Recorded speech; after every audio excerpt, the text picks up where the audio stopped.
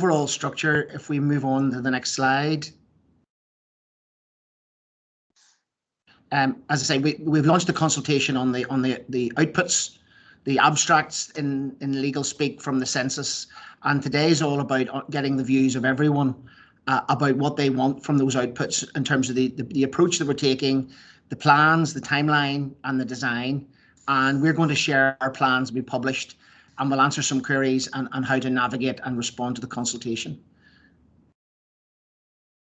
If we move on, so what we're going to do, Daniel McConville will give us an overview of the summary of the census to date, how we've got to the point that we're at, and then a summary of the consultation, what we're consulting on, why we're consulting. We're also giving a demonstration of a new online platform that we would plan to use in terms of the delivery of the census. And then Daniel will hand over to Louise Clark, who's on the call, who will demonstrate how you can respond to the consultation. There will be an opportunity for questions and answers at the end. We're using this technology called Slido, www.sli.do or slido.com if you wish. If you log on there, you'll see a picture like this. You then have to type in a code, and that code is on the screen. It's a code 410725, and that will allow you the opportunity to type in some questions, and we'll use those questions at the end for the event today. Let me reiterate, today is about getting your views. It's really important that we get your views specifically about the outputs and the dissemination phase of the census. Whilst there may be questions about the content of the questionnaire or indeed future plans, we're primarily focused today on the delivery of the outputs from the census in terms of the timing, the nature of those responses, how people can access them. And so really what we're interested in your questions on specifically is on those matters. But obviously, if you've got questions on wider matters, we'll endeavour to answer those as well. So if we move on to the next slide. Sorry, we go back one, Daniel.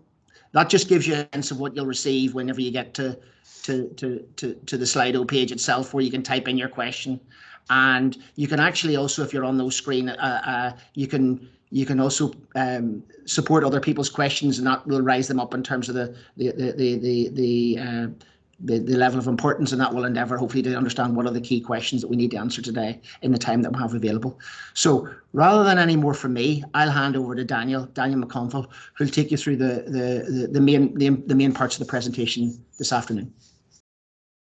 Thank you, David. I guess I'll start really with a thank you for everyone for coming here. I know we've all sorts of people here from local authorities, charities, across the local government within Northern Ireland. And everyone knows that the census itself is used for a number of different things, from describing the population on census day to informing decisions about how to plan future services. And this is just a sort of a quick flyby summary of how we've got to where we are today. I don't know if many of you know, but census is effectively a 10-year cycle. We come out of the last census and nearly go straight into the next census. So in October 14, NISRA published the indicative proposals for our 2021 census. So that started the ball rolling on the 2021 census. After that, we ran a topic consultation. So what questions were we going to ask? What was the need? What was the user need across Northern Ireland to see specific questions, specific topics? That we built into a test questionnaire. And in 2017, we tested that questionnaire to work with a couple of different variations in questions to see how things worked, how things interacted, if questions need to be kept apart in the questionnaire so that the flow worked. We updated the proposals off the back of the consultation questionnaire and off the back of some further user insight. And we published that as a proposals document in 2019. We went around Northern Ireland with a public roadshow to show those proposals, to try and garner as much interest and make sure everyone was aware of what was happening. Following that, in 2019, we also had a rehearsal of the census systems. So we we ran a small scale. We chose 3 areas within Northern Ireland to test the electronic questionnaire system, our post-out system, how our field teams would work with some of the new field software that we got for this time round. It was relatively new. Census 2021, I'm sure you've all noticed, has been electronic first. It was primarily online, and that was a new development for 2021. So we had to test those systems and rehearse that in 2019. Subject to that and some final tweaks after that, the legislation went to the Assembly, and that was all passed off in summer 2020. Following that, we started the recruitment of the field staff to manage the I guess the door knocking, some of the follow up with the local areas, and general delivery of materials and follow up and whatnot. So that all started in 2020, leading to Census Day itself in the 21st of March. So Census itself in 2021, you'll all have seen the various advertisements around Northern Ireland that started right at the start of the year. We had stakeholder operations began in January. We started interacting with the public with these adverts, talking about healthcare, talking about education. We had TV advertising, we had radio advertising. There were posters at bus stops. We managed to get some of the more prominent Northern Ireland buildings lit up on Census weekend in the Census purple to sort of just make everyone, bring it to the front of everyone's mind. But following on from that, then the initial, well, not following on, before that, the initial letters landed. So they started to arrive in households at the end of February in 2021. There were 2 different sorts. Like as I mentioned earlier, we had paper and online. So around 20% of the population got a paper questionnaire first, and the rest were sent invite letters to use the online system. So everyone hopefully will have seen one of those 2 different ways to collect the data. Off the back of that, we ran the collection systems right up until late summer, and we've had a pretty successful census in terms of collection, with over 98 or over 97% return rate across Northern Ireland. That we turn into a response rate once we work out which houses were vacant, which houses should have responded or shouldn't have responded likewise. And for communal and establishments, so nursing homes, student halls of residence, that response rate was over 99%. So across the board within Northern Ireland, that census return rate was better for all the council areas in comparison to 2020 or to 2011. So it's a good step. We've got all the data, and we're working on that data. So the processing of the data is ongoing. I know an awful lot of people ask why, whenever it's all electronic, and why does it take so long? Why is it not quicker than it was the last time? But a few of the issues that hold us up, the paper questionnaires, while it was only 20% of Northern Ireland got paper questionnaires, that turned into several 100,000 paper questionnaires. There was the option to request paper if you didn't want to do it online. So we have to take those paper forms and convert them into digital responses. We have to take the responses either from the paper questionnaires or from the online system and code those. So questions like country of birth or passports held, we have to take what people have written in or what they've entered and turn that into a numeric coded response. So whenever we get round to outputs, it makes life an awful lot easier.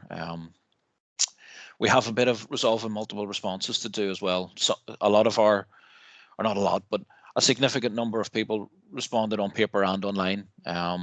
So we have to clean the data up a little bit, make sure we know which one's the right one, check and ensure that we're only counting each person once. A big part of census is making sure we collect all the right people in the right place and that we've only collected them once. So there's no potential to game anything. We look very closely to make sure that we've got one response for one person and one response for one household. That's part of the quality assurance. So from end to end, we have been doing quality assurance right through the process, from checking the address register that we've been using to looking at the the high level frequencies of some of the variables that are coming out in part of the results.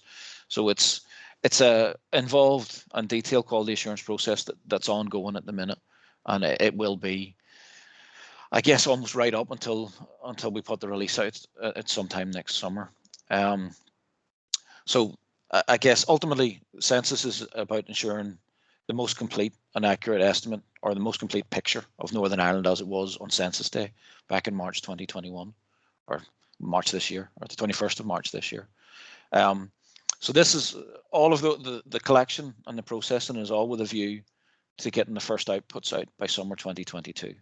There's a fair bit of processing and cleaning and tidying still to happen. But the reason we're here today is all about those first set of outputs. So in order to get those outputs right, we're having this consultation. This is the second outputs consultation.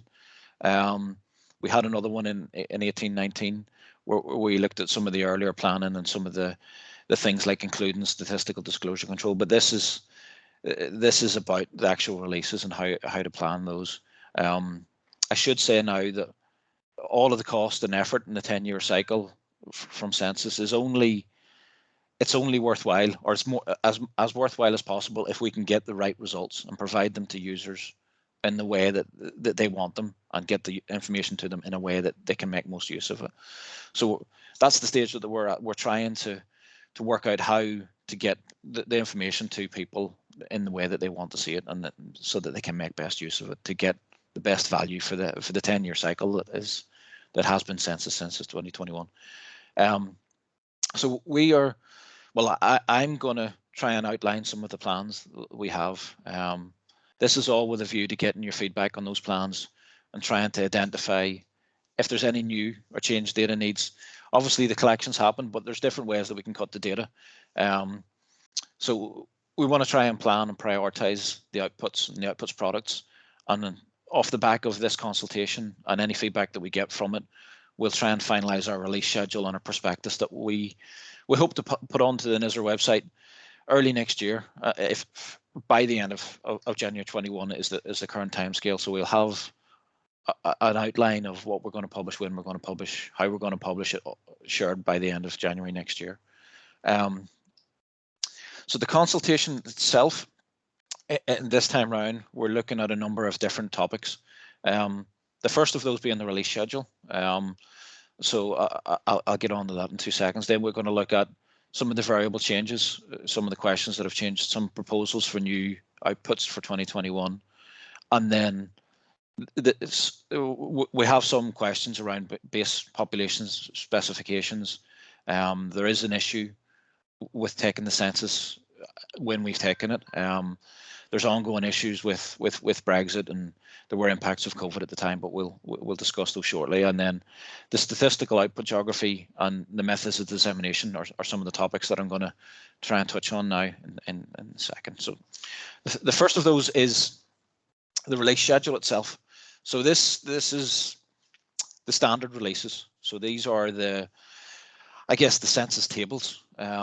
So the plan here is, well, it's obviously subject to feedback and to a lesser extent to resources within the office. We're planning at the minute that we'll have headline statistics out by July 2022. So that will be Northern Ireland level, age and sex, by person, by household, for all usual residents, and with the community establishment population included, and set aside separately so that you can look at both. Shortly after that, by autumn 2022, we're hoping to have our first more detailed release, but still univariate tables. So this release 2, as we've called it on this table, will be the main equality characteristics that we collected on census.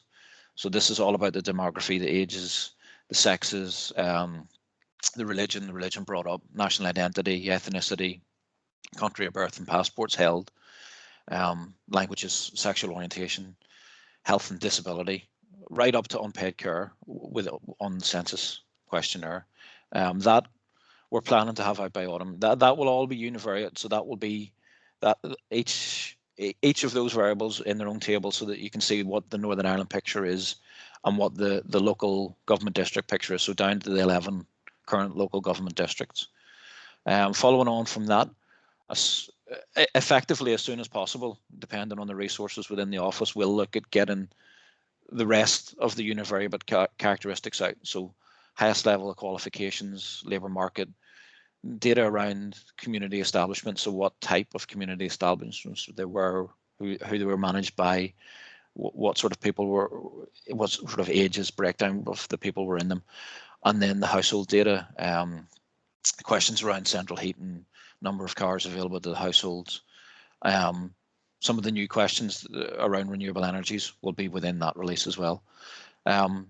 Following on from that, we're hoping to bring in a flexible table builder system, so that will allow a bit of flexibility for the users to try and build on their own systems. That I'll come into the flexible table builder and the dissemination methods a little bit later, but we're hoping to switch that system on hopefully the end of 2022, but if not early 2023. And then the final stage of planned or standard releases, I guess, is probably the best way to describe them, is the multivariable tables. So this is cutting each of the different variables by the other variables. So main language of a respondent by country of birth, or health characteristics by demography, those sorts of multivariable breakdowns.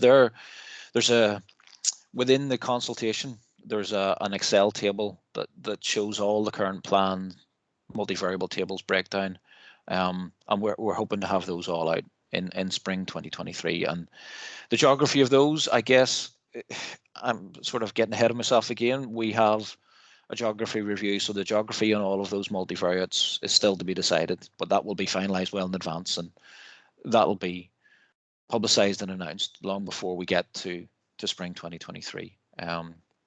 Again, with that final stage, the small area geographies is part of that too. So there's a number of additional small area geographies that are the likes of the grid square product, where we put out household population counts and some other limited variables at the grid square. So at a 1 kilometre and 100 metre grid square across the whole of Northern Ireland. We've been doing that since the 1971 census. So that's there, has been there, and that is our main sort of portal to look at the longitudinal side of things from census itself. On top of that, in terms of small area geographies, we've the NISRA settlement limits, and then we're also planning postcode estimates of population and household counts. So that's the standard tables as it is as such in the proposed order. Following on from that, beyond those standard, we are also planning to look at the complex, I guess is the best way to describe them, but crucially here, de-identified products that come from census. So these are the 2021 microdata products. So we produce 3 microdata products. There's a 1% sample of all of the Northern Ireland responses that is effectively a teaching product to allow researchers or students to look at the data and get an idea and get a feel for what's there. There's a secure and a safeguarded product as well that goes to 5 and 10%, but those are all strictly controlled in terms of access, in terms of legal gateways and ethical approval to get access to those. Part of the de-identified products is also the Northern Ireland longitudinal study. This has been going on for a number of years now as well, where we have a number of health records with health data linked to a few of the censuses across Northern Ireland for a sample of the population. This again is a readily available resource for researchers to use and try and work out some of the more detailed intricacies of the Northern Ireland population. But that again is de-identified. That's held within secure facilities that are subject to ethical research approvals and the various different legislations to ensure that is only made available for bona fide research. Likewise, there are other microdata research approaches that are beyond the longitudinal study that are outside of the realm of health, that we'll also begin to look up beyond summer 2023. And I guess the final main thing to talk about or to highlight is that we'll be publishing an Ireland and Northern Ireland census report like we did in 2011 that will look at effectively an all Ireland population. So that will look at Ireland and Northern Ireland as a whole, and hopefully look at the time series trends between this report and the last report. The one thing that I should say that is cross-border within this island. For everything else, we are looking at a UK-wide picture. So there's a large element of trying to standardize all the other variables and all the other outputs with ourselves, ONS in England and Wales, and NRS up in Scotland. But the Scottish census and the census in the Republic of Ireland have been delayed to 2022. But across the board, all of the census offices work closely together to make sure everything is as harmonized as it can be, to make sure that it's as easy for users to get access to the data as possible. So the next main element of the consultation beyond the release cycle is what's actually going to be in the releases. So what are the standard variables? The consultation document itself has a number of questions about output categories and a little bit around the analysis plans, but the main thing that we're looking for is around the new questions themselves. So for Census 2021, we had a new question on the types of renewable energy systems that are within a household. So we had solar panels, we had for heating, for water, for wind turbines. There's questions within the consultation about how people would like to see the results from that question presented and what's the best way to do it. Likewise, we've added extra questions in around the frequency and the use of Irish and Ulster Scots for respondents. There's the same questions about output categories and analysis for those new questions. There's also a new question on sexual orientation, how best to output that, and what categories people would like to see, and how people would like to see that if there's still a genuine need for that, for those questions and those outputs. They're part of the questionnaire. We had another question around armed forces that we looked at in the rehearsal, but that question on armed forces didn't ultimately get included. But we are aiming to produce outputs on armed forces statistics. There's questions in there about what people would like to see, if they would like to see them. That's coming via an alternative route, but that's all explained within the consultation document itself. Beyond the standard variables, we have a number of derived variables that we're trying to look at. So these are, I guess, variables where we've taken a number of questions and added them together. So things like education and employment. It's how the main output, I guess, from education is the highest level of qualifications.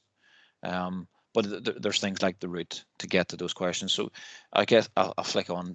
The new variables that we're looking, particularly within the different categories, are route to highest level of qualifications, adult students, not in employment or educations. There's a list of these within the consultation document itself, and we're trying to work out if there's actually a user need for these. We've seen from researching and looking at the data that it's possible to create some of these variables, but there are relatively limited resources. So it's a case of trying to prioritize and make sure that we're doing and working towards what people actually need. So there's these lists within the education and employment domain. There's another 4 variables within the living arrangement, health and living arrangement, so around COVID risks or houses and multiple occupation. And then there's a final proposed new variable for care home residents to try and produce a count of our care home residents for across the geographies in Northern Ireland. Likewise, within the consultation itself, there's another question: if there's anything else that you potentially see need or that could be created from Census, there's an option to add in responses or suggestions in there, but it's going to be limited to the data that we've already collected in the different ways that we can cut that.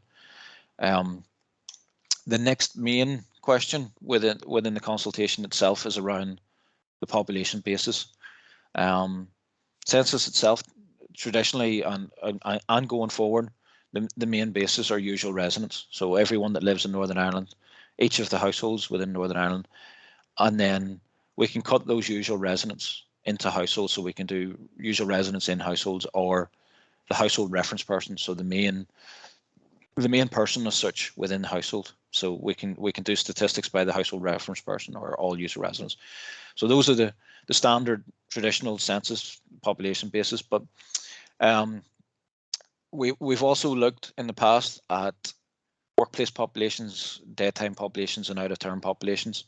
There are some issues with some of these with the time of collection that happened with COVID and Brexit. So the likes of the workplace population, we know that anecdotally, I guess is the best word for now, that furlough was in place at the time. So the workplace populations and the daytime populations on the 21st of March may not be what they typically were of a normal census. So there's a few questions in the consultation around whether people will still expect to use these populations, and if there are clear needs for them, what are the needs and what are people using those for? Likewise, if there's any additional need on top of that, if users want to look at alternative based populations, we're open to taking those suggestions and considering them and look at, but ultimately it's where possible we have to meet the need of the users, or the greatest need of the most users. I touched on it there that census was taken during the two biggest things that have happened in recent times, during the 2019 pandemic and post Brexit, I guess. This has impacted on some of the statistics. So things like place of residence, I guess, is a big one within the pandemic. I think we've seen evidence that there are a lot of people that have moved from their usual place of residence to their second home. So there may be some redistribution of the population where people are on the north coast in their second homes rather than in their normal workplace residence. But again, this will all bear out whenever we fully process all of the results from the collection phases. There'll be impacts on economic activity and employment. The travel to work questions, the workplace travel zones. So there's questions within the consultation itself to try and gauge user need for all of those statistics, to try and help us prioritize which ones to make sure are still right, which ones are fit for purpose. And if there's a strong user need for those statistics, that we'll make sure that they're right. And if there's any caveats need to be included, we'll try and focus on getting those statistics right and getting them out. The other big change, I guess, for 2021 is around the statistical output geography. In the build-up, I mentioned that we looked at a QA of all of the household addresses within Northern Ireland, and through this work and other bits of work within Israel as the agency, there are a few main reasons that we can see that ultimately mean that it makes most sense now to try and redraw the statistical geographies that are coming from census. The local government boundaries within Northern Ireland changed in 2014. Prior to that, we had the 26, and now we have the 11 local government districts. It's important that census statistics line up with that, or with those government boundaries.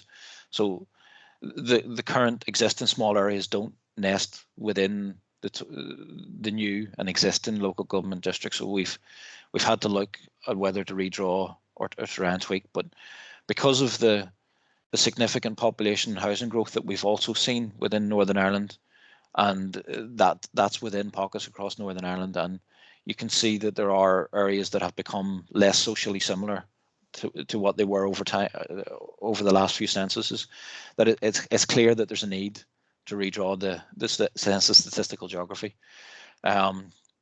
With a view to that redraw, we've also looked we're also looking, I guess is a better word, to try and align the new boundaries were suitable with physical characteristics such as roads and rivers, to try and make things easier to follow on the ground, so that if people are trying to allocate resources or plan services, it's more physically on the ground. What's the right word? More logical to them, rather than than some of the geographies that we have at the minute. Some of the boundaries do cut through houses and things like that, where they were created back in 2001. So we're looking at trying to make sure all of that is improved and creating more areas that are regularly shaped, that are easier to work with in real life, I guess. But I guess the big thing, or the big worry that people will see with that is that there are other uses of census statistics beyond the outputs themselves. So there's a need for alternative geographies. One of those, for example, the health trusts, they don't emerge from the 11 local councils. They can be built from the 26, but they don't come from the 11. So that's an alternative geography that people may or may not need to use. So it's important that they try and highlight to us alternative geographies that are needed by users of census results. Our plan is to try and explain or show users how to build those alternative geographies from grid square results, and depending on the need, we will try and prioritize approaches to getting those alternative geographies or getting results out for those alternative geographies. So that, again, that is probably one of the most important questions that we need respondents to come back with within the consultation. Are there other geographies that they use beyond the statistical geographies that may or may not nest? In designing the new geography going forward, we have a control to try and make the geographies nest where we can, but that is going to be limited to certain geographies and only a small number. But if users come back and say which ones are the most important to them, we'll try and prioritize how that works. I guess the next thing then is the methods of dissemination. The initial results, if you go back to, or can cast your mind back to the release schedule, are a set of predefined ready-made tables. So these are going to be similar to the key stats and the quick stats. So this is the univariate tables, or the summary tables for each topic. For these, we're looking at a new system that will hopefully become the NISR data portal, that will allow users to collect all of NISR statistics from this one new data portal. And this system will allow for a bit of an element of flexibility within the tables, and will allow some basic charting and mappings of tables.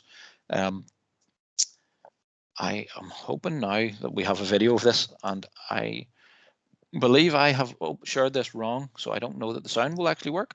If you give me 2 seconds, I will try and hit play and see if the sound comes on. Can anyone hear the sound? No. Yes. Give me 2 seconds so I get the sound to work.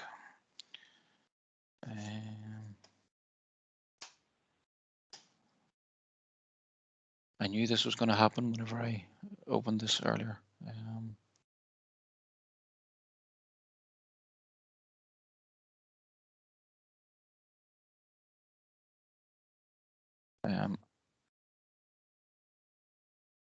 I may have to stop sharing and reshare, if you can bear with me for 2 seconds.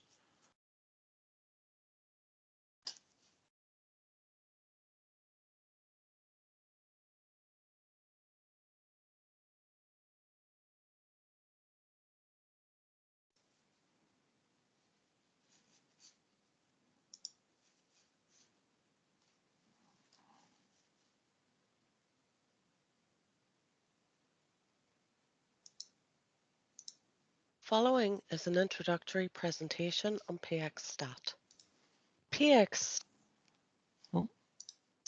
is a new dissemination Hopefully system that's working for now, is it? data, and is where the statistics from the 2021 census will be released. The program was developed by the PC. Stopped. Access community for publishing statistics in an open data format. The system in NISR will host not only the census data, but other data at both the Northern Ireland and smaller geographical area levels. This will give users the flexibility to slice and dice datasets, run extensive metadata searches, filter results, visualize data, export into more formats than previously available, and for the first time will allow NISRA data to be read via API query. The following is a brief overview of the key features of the program. So this is the home page, and down the left-hand side you will see the themes used in the census. The latest updated tables will be found in the main body of the page, along with the date they were updated, and the API is below. You can search for the data set you need either by opening the theme and choosing the one you want. So in demography we have quite a few different data sets. Or you can find it by using the search facility. Search can be used to find the title of a particular dataset if you know the name or code, but it can also be used to find the contents of a dataset. For example, if I'm interested in manufacturing, I can type it into the search box. This returns the dataset industry of employment by sex because manufacturing features within industry of employment classification within that dataset. And if we look at this classification, we can see manufacturing here. All the classifications contained within each dataset can be clearly seen below the title.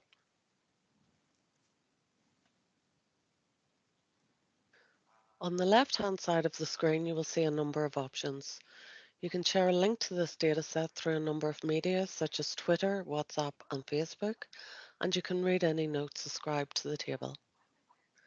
If you wish to download the full dataset, you can do so in a number of formats, including CSV, JSON Stat, PX, and Excel. And at the bottom, you will see the contact details for the responsible statistician.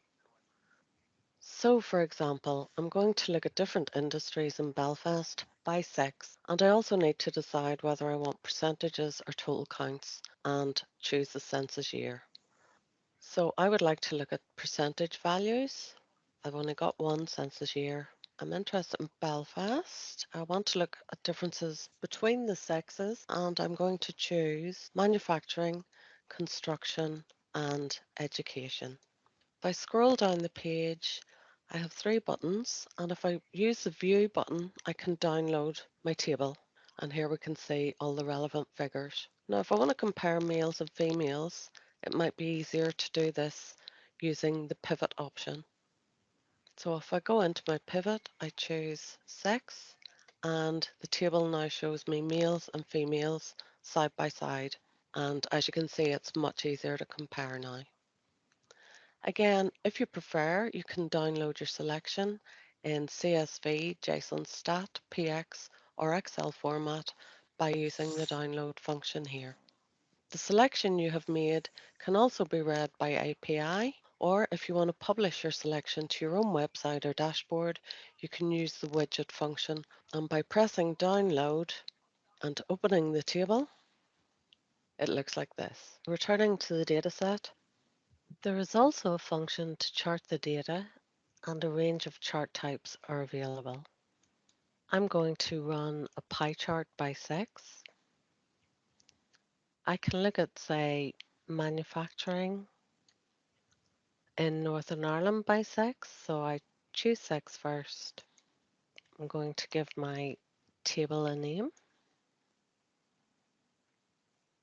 I will then choose Northern Ireland. I'm looking at manufacturing. I am going to look at the overall count. So I hit the View button, and here you can see the pie chart with the relevant numbers for both males and females.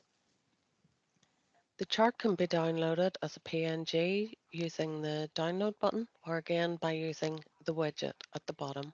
For some datasets, a map may also be available, and this will allow you to visualize and compare statistics across the geographical area. This has been a very brief introduction to the new system. Training guides, videos, and online training sessions will be available to help users navigate the system when the new census data is released next year. Thank you. I guess at that point I should really thank Maeve and Eiling and Catherine up in the dissemination branch for putting that together and trying to help with the move and the migration of NISRA towards the PX stat system. As an introduction, I have to try and fight with it now. Introductory presentation. The other, I guess, the method of dissemination that we're looking at beyond the standard tables is an interactive or a flexible table builder system. This system we're looking at developing with ONS. So this will allow users to try and define their own tables. So the current plans are that there will be an element of flexibility within this, that users will be able to select the population base they want to look at. So whether it's user residents or whether it's households, they'll be able to select the geography. So is it a Northern Ireland table they want, or is it a local government district table they want? And then select the variables that are to be included in that table. So if they want to see main languages by age and by sex, or if they want to see number of cars by types of central heating, absolutely anything should be possible within the system. So that I guess the one thing that makes that possible is a thing that came out of the previous outputs consultation, that data confidentiality and statistical disclosure control has been increased a little for the 2021 census. So for each one of those tables and all of the standard tables, there's an additional statistical disclosure control methodology that's been used, this cell key method. So each of the tables, even those tables that are being individually built by users on the fly, the system will look at the data confidentiality. So it will assess whether there are too many small numbers in the table, what those tables consist of. It will add a random perturbation to the table, so that you'll never necessarily know exactly the right table or the right number for any of those figures. But it does this to enhance the data safety and the data security. So this is all about protecting the individuals and the results of census. But this little chart that I've shown, as you produce and build the tables within the flexible system, it will give you effectively a heads up. Will your table be likely to be produced, or will it be blocked by the statistical disclosure control? So that's all currently in development, and we're hoping that will be ready for public consumption, I guess, towards the end of next year. But there'll be much more in that as we get closer to that release. That's the consultation itself and the main issues of the consultation. I guess it's over to Louise now to try and talk about how to respond to the consultation and the consultation itself. I guess, Louise, do you want me to take slides, or? Oh, no, you're still muted. Sorry, Daniel, will you do the slides till we get to the link, and then Sure. I'll talk after that? Okay. So, as Daniel said, the consultation is live now, and it's live until the 26th of November, and it is hosted on Citizen Space, as most public sector ones are. So you can respond online, or if you prefer, you can complete a Word version and download that. So you can. There's two methods of going in. You can either go to our website and go through statistics and census, which Daniel's going to do now, or if you're more familiar with doing consultations, you may prefer to go through the NI Direct Consultation Hub. And if you just search for census, it's the first one that comes up whenever you do that. So if we just click into the link there, Daniel. Yeah. Okay, so I click on this, I'll drag this over on the screen, and I will give Louise control. Thank you. So once you get to this page on our website, if you go into the consultation page, this will be a wee bit slower because I'm controlling Daniel's screen, and then there's a green box at the bottom, respond to the online consultation. So if you click that, that takes you to the Citizen Space portal. If you do consultations regularly, you'll be familiar with this kind of format. So it gives you the main details about the consultation. We would advise you read the consultation document before you fill in the form, just because it gives you lots of details that will help you whenever you're answering the questions, and may also help you realize which sections you want to respond to, if you don't want to, if not everything's important to you, but that'll become more clear in a second. So then if you click on the online survey, that'll take you to the actual questionnaire itself. I think you go ahead, Louise. It should bring you. Yep. Yeah, it's not behaving. liking it for some reason. Yeah. There we go. So just to let you know, whenever you are doing the consultation, it will require you to enable cookies on your machine. So whenever that pop-up comes, you will have to have cookies enabled. And there's only one section which is mandatory, which is the About You section. I'll click into that now. That's just a few details about yourself, your name, your email address, telephone number is optional, and whether you're answering on behalf of yourself or an organisation.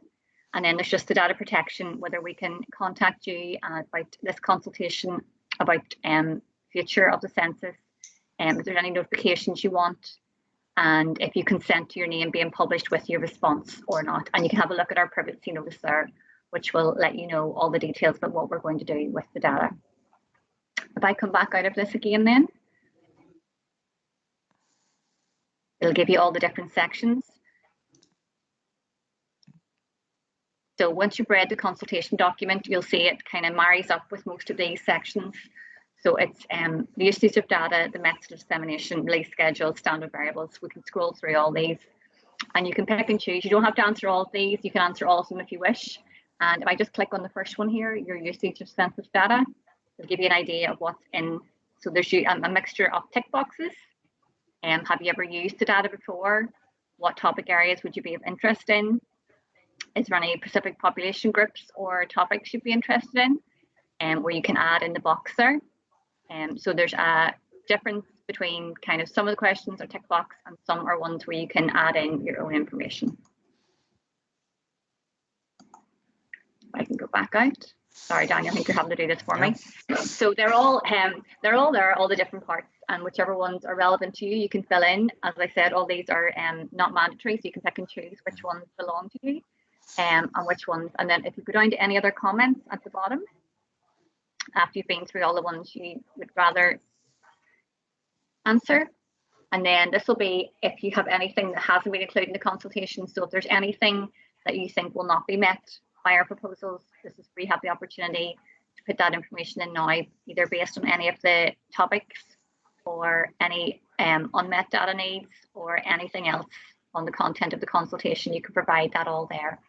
Whenever you get to the bottom of this page and you hit continue, it won't let us go the whole way this time because we haven't filled in the mandatory data. So if you go to the slide, Daniel, with the last page on it, just to make sure that it's submitted.